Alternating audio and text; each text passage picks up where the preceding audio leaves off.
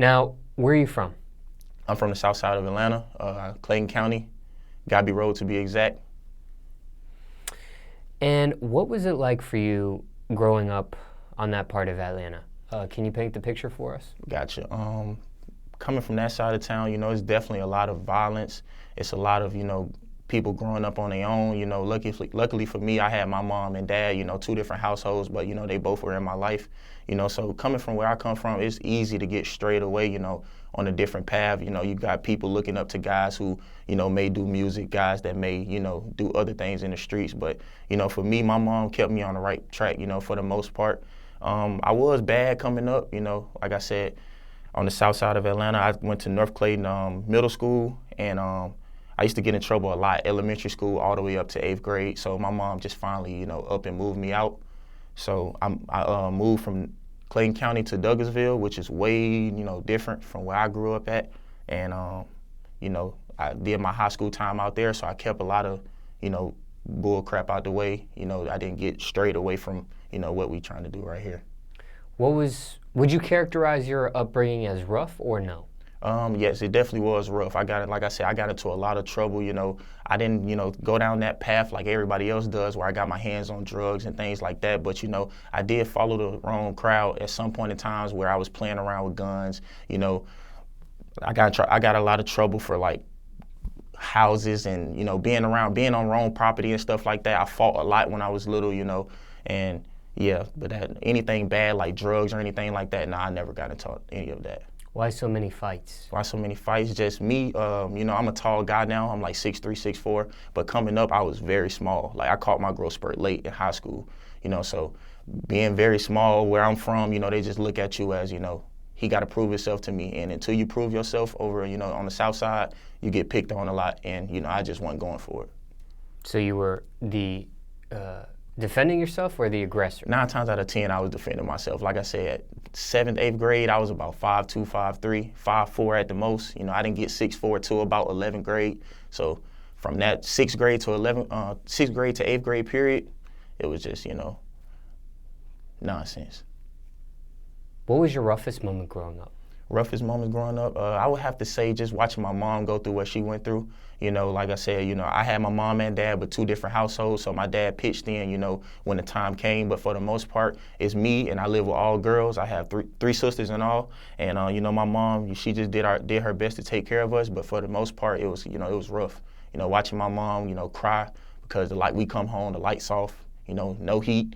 No gas for the heat, for the oven to come on, none of that. Just the typical coming home, eviction notice on the door type stuff like that. That was my roughest part of growing up. Was she able to surpass that? Definitely. My mom was a very strong woman. I feel like that's the reason why I'm as strong as I am today. My mindset, I don't let peer pressure or a lot of stress, get to me. I just find a better route like she did, and, I got out, and I try to get out.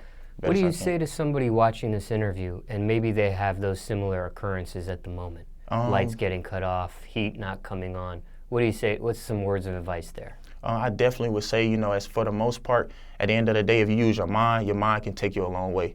So don't get straight away with, people telling you, man, you might want to do this and do that to help your mom out. No, at the end of the day, I guarantee your mom or your dad, whichever person is going through that situation, they don't want you to go out here and do nothing stupid, to help them out. That's pretty much what my mom preached to me. I tried to help out as much as I did. I did things like cutting grass, raking leaves, anything to help my mom. But, I never got my hands into, the weed, the crack, cocaine, and stuff like that. So my thing is just use your mind. Don't fall into peer pressure. And, like I said, the man upstairs or whoever you choose to believe in got you. How does one get up out of that? Get up out of the situation? Yeah. For the most part, I feel like it still comes down to the parent. You only can do so much at a young age. I feel like the parent, has to, like I said, my mom, she just put her money to the side. She researched her areas, did a lot of reviews on high schools, because that was the biggest thing. I kept getting in trouble with elementary and middle school. She just didn't want it to carry over into high school. So she did her research, and, she found the area where it's majority, diverse people. And, she moved me up out of there. So I say the best thing to do is to get out if you can. Now, as a kid going into school, what type of student were you? Like I said, I would say elementary school, dean's list, like straight A's, principal's list every single time. 6th grade was where, like I said, you have to use your mind, and I didn't use mine at the time. I let a lot of friends, it was kind of over where I was from, it was kind of bad to be, or nerdy, to be smart. They looked at it as, oh, you get all A's, that sucks. The girls like the bad guys. So, I started trying to fit in, and that's where I went wrong. 6th through 8th grade, I had, a couple F's here, a couple F's there, but for the most part, I never did summer classes. I always passed my class. Not gonna say I had the best GPA, but I definitely finished my classes. Did you rap in school? No, at all. No, I started off as an athlete, just a pure athlete. Did you able to graduate high school Yes, sir. and maintain some sort of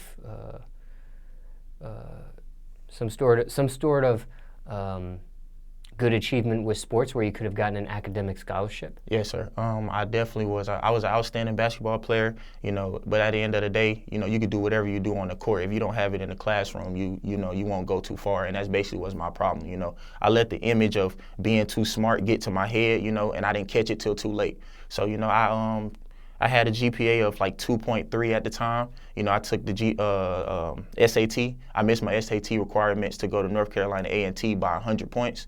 And it's kind of like, when I missed that 100 points, it's kind of like, that's when you got to, like I said, use your head and think of another route. Once basketball was over, I picked up something else. And, it just happened to be, well, first I started off boxing. I didn't quite have the funds for boxing. And then, I had friends and stuff who had connections to get me into this rap game. And, that's what I did. I took it and I ran with it.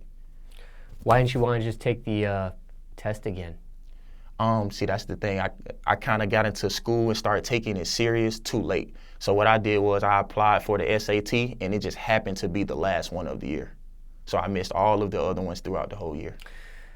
Couldn't you go to maybe like I've heard some people, they'll get held back a grade, mm-hmm. or they may go to like a military academy for a year. Gotcha. To extend their high schooling for one more year where they can get the right things to maybe level up with the sports stuff. Yeah, it's crazy because I'm aware of that now, but like I said, at the time, I just wasn't into school like that because I got so caught up in girls and, trying to be the cool guy. Mm-hmm. I didn't understand the whole school system, so I didn't even know at the time that you could do things like that until after I graduated. Looking back at yourself, if you could do it all over again, what would you have changed? Honestly, at the rate that I'm going and where I'm at now, I wouldn't change anything, or I would say less. I don't have any regrets. One thing I would change was, like I said, my advice to the people coming up now is, take school seriously. A lot of people out here crack jokes and say, it's cool to skip school and do this and do that, come home with bad grades. But at the end of the day, it don't lead you nowhere. And I learned that the hard way. What do you tell an athlete who's looking like a standout athlete and kind of in the same boat you were in grade-wise? Definitely hit them books. That point blank period, hit them books. Because like I said, one thing about college, if you can deliver on the court or on the field or wherever playing field that you're on, they're gonna look. Like I said, I got a lot of looks from a lot of big schools, but it's just like when they contact those professors and those teachers, if your grades is not up to par, you're not gonna go anywhere. And I'm sorry, that's just the way it is. What about going to a college and walking on? Walking on, I heard it was very hard, but like I said, with me, I thought about that, but like I said, I was real big on when somebody shot my confidence or I felt like my confidence was shot, I just quit. So that's another thing that I feel like, going back to your last question, I would change too. If, you fail one time, to be great, you have to fail. And I back then I thought once you failed, okay, cool, that was the end of that. Basketball was done, let me find something else to do. That's what I thought. I see. Now, what about thoughts of college, period? Thoughts of college, it was kind of going back to what I said again. It's like once basketball was over, I felt like basketball was the only thing that kept me in my books. So I feel like if I were to go to school and I couldn't play basketball on the level that I felt like I was, able to play, because, I could have went JUCO, D3, D2, but I just felt like I was a D1 player. And I felt like if I couldn't go to that D1 school and play that D1 basketball, I just wasn't going to be focused. So, I went to my mom and I just told her, I didn't want to go to school. What was her reaction? Definitely not as I thought it would be. She didn't talk to me for a whole month. When I told her over the phone, she hung up on me. I knew I had to go face her when I got home. I got home, I tried to go in her room and talk to her. She didn't want nothing to do with me for a whole month. How'd you surpass that?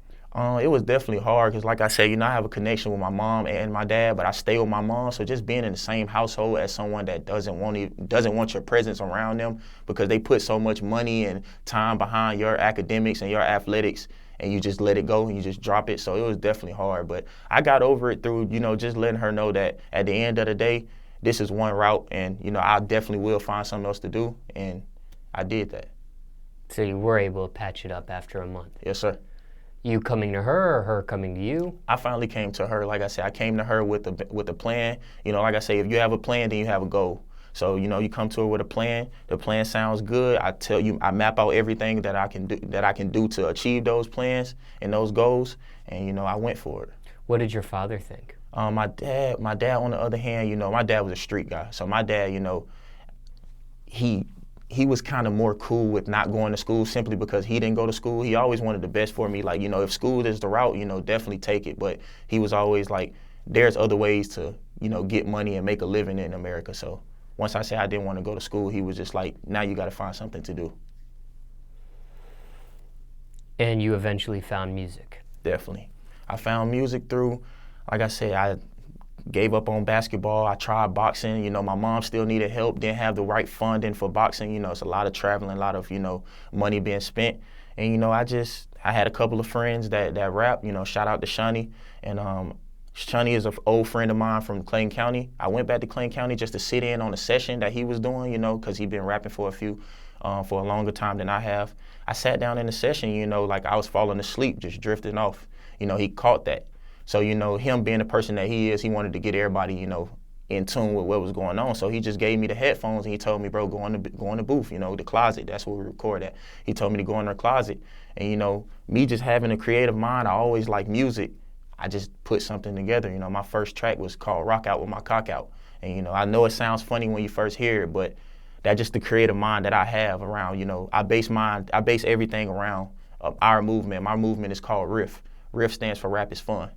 So, when my tracks come, that's what I think about. Jobs you had growing up, if any?